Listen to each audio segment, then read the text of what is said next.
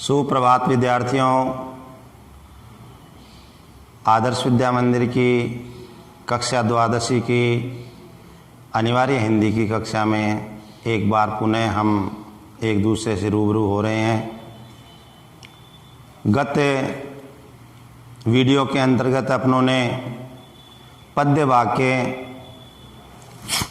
प्रथम अध्याय के संतवाणी में तीन कवि कबीरदास जी, तुलसीदास जी और कृपाराम जी खिड़िया के जीवन परिचय के बारे में चर्चा की थी।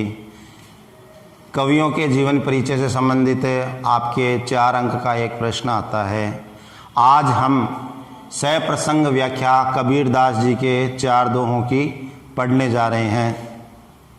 इन 4 दोहों में कुछ सामान्य से कठिन शब्द हैं जिनसे आप पहले से ही परिचित हैं, फिर भी आपको जानकारी के लिए अवगत करवा देता हूँ।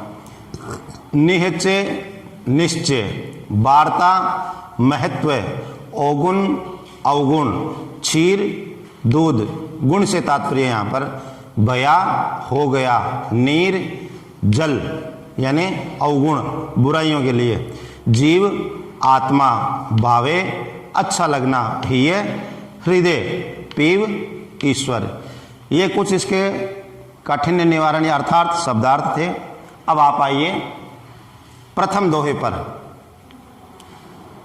त्याग तो ऐसा कीजिए सब कुछ एक ही बार, सब प्रभु का मेरा नहीं निश्चय किए विचार।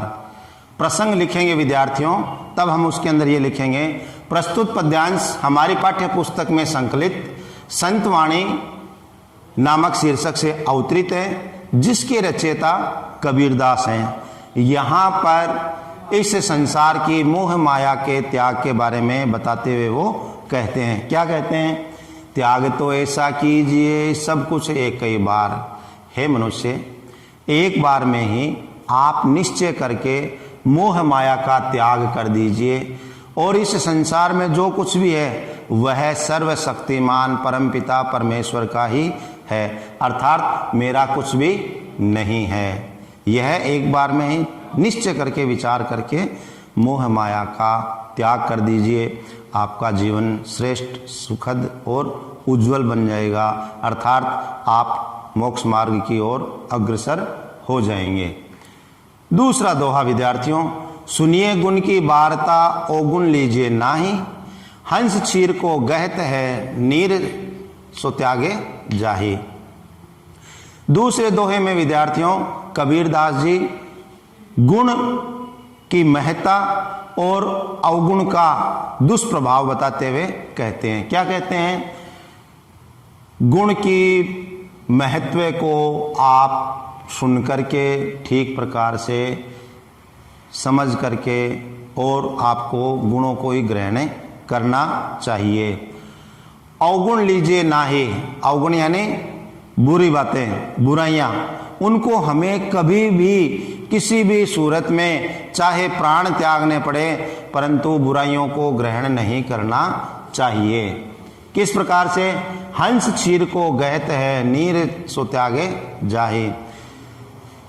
हंस है, ऐसा बताते हैं कि उसके अंदर ऐसा विवेक है, ज्ञान है, समझ है, बुद्धि है कि वह दूध रूपी गुण को ही ग्रहण करता है और जल रूपी अवगुण को ग्रहण नहीं करता है, अर्थात उसका त्याग कर देता है। क्यों? क्योंकि हंस को पता है दूध है वो पौष्टिकता से युक्त है और जल है वो भी उपयुक्त तो है परंतु उसका महत्व अलग है, इसलिए वो दूध को ग्रहण करता है और पानी का त्याग कर देता है। पानी का तात्पर्य यहाँ पर अवगुणों से लिया गया है, बुराइयों से लिया गया है विद्यार्थियों। तीसरा दोहा आपका, छोड़ जब अभिमान को सुखी भया सब जीव, भावे कोई कछु कहे मेरे ही निज पीव। कबीरदास जी अभिमान को त्यागने का संदेश अर्थात शिक्षा देते हुए हमें बताते हैं कि क्या जब मनुष्य अभिमान को छोड़ देता है तब आत्मा है वो अत्यधिक सुखद, आनंदित, यानी उसको परमानंद की प्राप्ति हो जाती है। क्यों? क्योंकि अभिमान त्यागने के बाद में वह सामान्य और उपयोगी मनुष्य बन जाता है। ये कहते हैं कि जब आप अभिमान त्यागेंगे तब क्या होगा? भावे कोई कछु कहे मेरे ही निज पीव, किसी को कुछ भी अच्छा लगता है लगो, परंतु मेरे तो एकदम निकट है वो परमपिता परमेश्वर है मेरे हृदय के अंदर।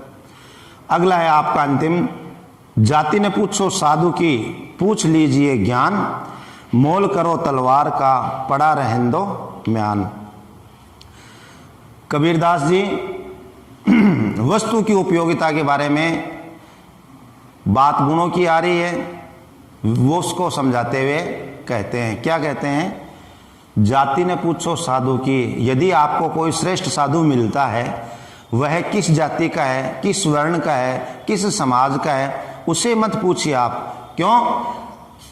आपको तो उसके जो ज्ञान ग्रहण कर रखा है, कितना गंभीरता से उसका व्यक्तित्व प्रभावित है, उसके ज्ञान को आप टंटोल लीजिए, उससे आप ज्ञान प्राप्त कर लीजिए।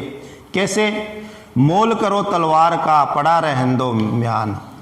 आपको तलवार खरीदनी है तो उस तलवार की उपयोगिता क्या है, उस तलवार का खोल क्या है, उसका मूल्य नहीं है।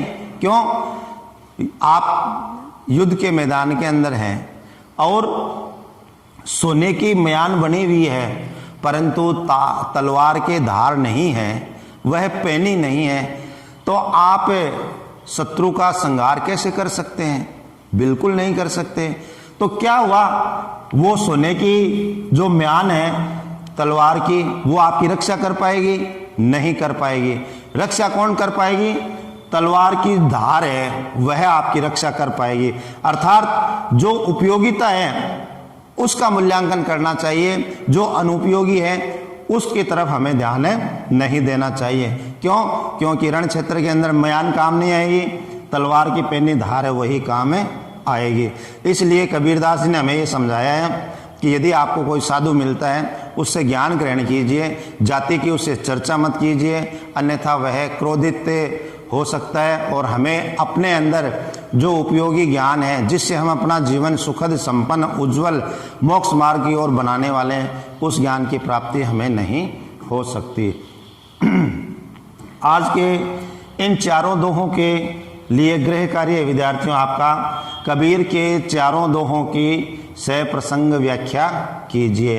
पहले आप प्रसंग लिखेंगे, फिर आप व्याख्या लिखेंगे, फिर आपको विद्यार्थियों समालोचना के 4 बिंदु जो नियमित रूप से प्रतिदिन आपको बताए जा रहे हैं उनको आपको लिखना है। कबीर के शेष दोहे हैं वो अपने अगले ऑनलाइन वीडियो के अंदर समझेंगे। वंदे मातरम।